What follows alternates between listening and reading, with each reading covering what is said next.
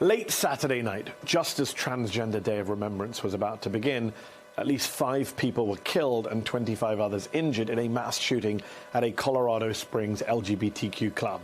The community left in mourning and without one of its only safe havens. I saw bodies on the floor. Blood, shattered glass, broken cups, people covered up in white sheets. I mean, we have no choice but to move on, but to rebuild, right? But how can we even feel safe? The alleged shooter is now charged with murder and hate crimes. He was taken into custody after being subdued by at least 2 people who, according to Mayor John Suthers, used the suspect's own handgun to hit and disable him. Suthers hailed the act of heroism, saying it probably saved a lot of lives. Look, if we're going to talk about hate crimes, we have to talk about hate speech. We live in a country where the right wing has conflated hate speech with free speech and made a point to push that divisive rhetoric, something that invariably has real-world consequences. Anti-LGBTQ hate crimes, according to the FBI, rose during the Trump era, and while anti-gay crimes fell slightly in 2020, anti-trans crimes are going up. 2021 was the deadliest year ever for transgender and non-binary people in America, according to the Human Rights Campaign. Did all that happen in a vacuum? Or did that happen because the annual number of anti-LGBTQ bills has skyrocketed over the past several years? Nearly 670 have been filed since 2018, many specifically targeting transgender people. That increase in anti-LGBTQ state bills also tracks with a rise in anti-LGBTQ demonstrations across this country, which also tracks with a rise in anti-gay and anti-trans speech, especially online. HRC found the average number of tweets per day using slurs referring to LGBTQ people surged by 406% after Florida passed its Don't Say Gay bill. The environment is sadly ripe for the kind of violence we saw in Colorado this past weekend. And unsurprisingly, it's not just in Colorado. We've seen several attacks on the LGBTQ community this year alone. In California, a drag queen story hour for children was disrupted by members of the Proud Boys hurling homophobic and transphobic insults at attendees. In New York, 2 workers were injured when a prominent LGBTQ Brooklyn club was set ablaze in an act of arson. And in Idaho, 31 members of another white nationalist organization known as the Patriot Front were arrested ahead of a pride event. Police say the group packed into a U-Haul truck carrying masks and shields intended to start a riot. All of this leads up to the top line question. What is the link between the alarming rhetoric, the policies being pushed, and this real-world anti-LGBTQ, especially anti-trans violence? You know where I'm going here. We have one political party in this country backed by a right-wing media machine that consistently pushes this hate-filled and reactionary garbage with impunity. Little kids are losing their gender because they get stuffed in classrooms with grooming teachers. I don't know if I've ever seen anything quite this hideous. Drag the kids to Pride.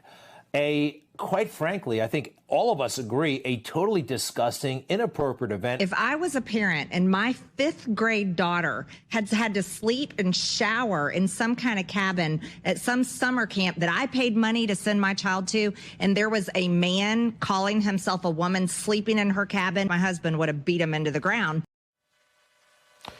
By the way, that's the milder stuff we just showed you. That doesn't even include the stuff that was too awful to put on air.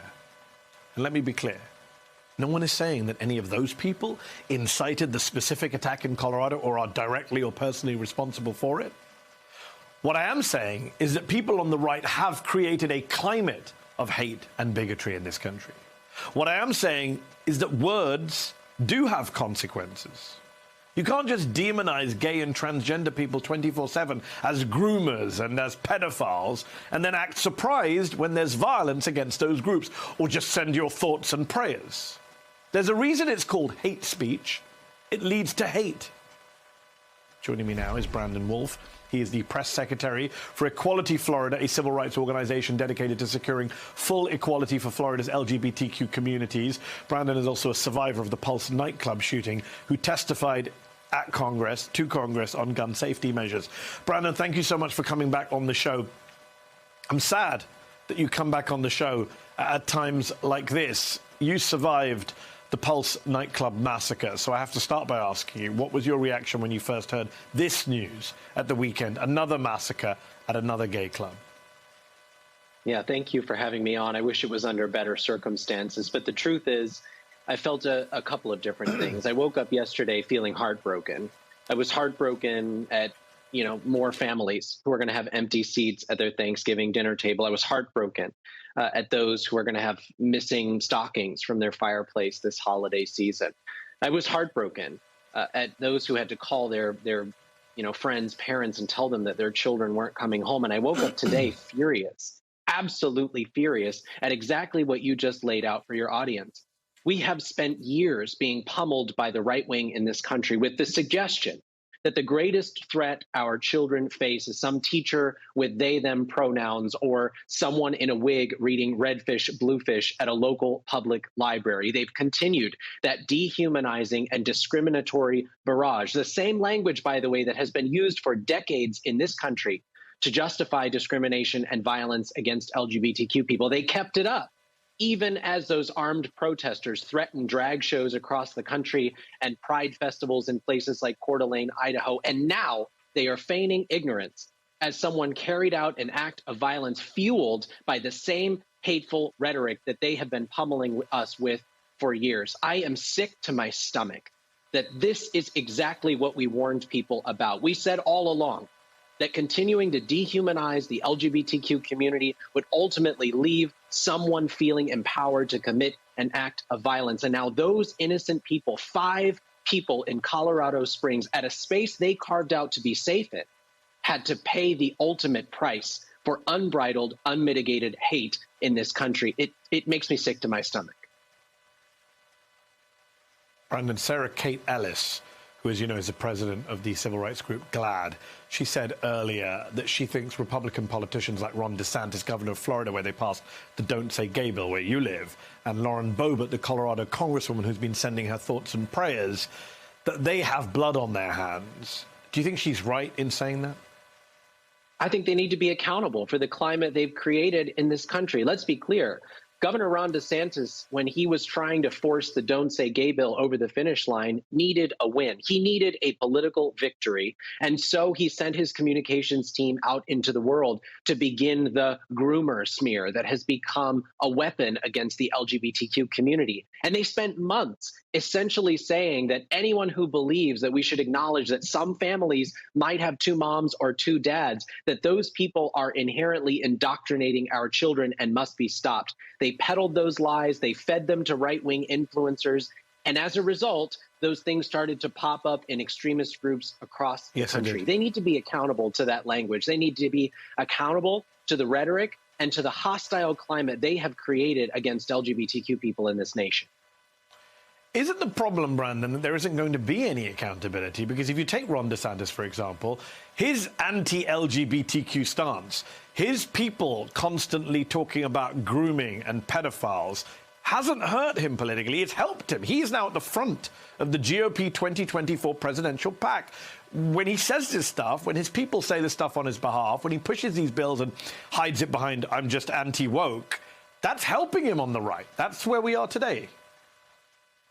You know, that's probably at the core of my fury today, is that I'm sick to my stomach that there are people who are going to walk away from this. I saw Candace Owens, for instance, tweeting her disbelief that anyone would be calling out her language, her rhetoric, the language of Ben Shapiro and Matt Walsh and these others who have trafficked in some of the oldest anti-LGBTQ tropes in the books. The fact that they would be held accountable for those things, she couldn't believe it. And so I think, again, at the core of my fury is when will there be accountability? When will people finally stand up and push back and say LGBTQ people are not some shadowy ism? They're not some foreign ideology. They are our neighbors. They are our family members. They are our friends, and they deserve to be treated with exactly the same dignity and respect as everyone else. I am challenging our allies.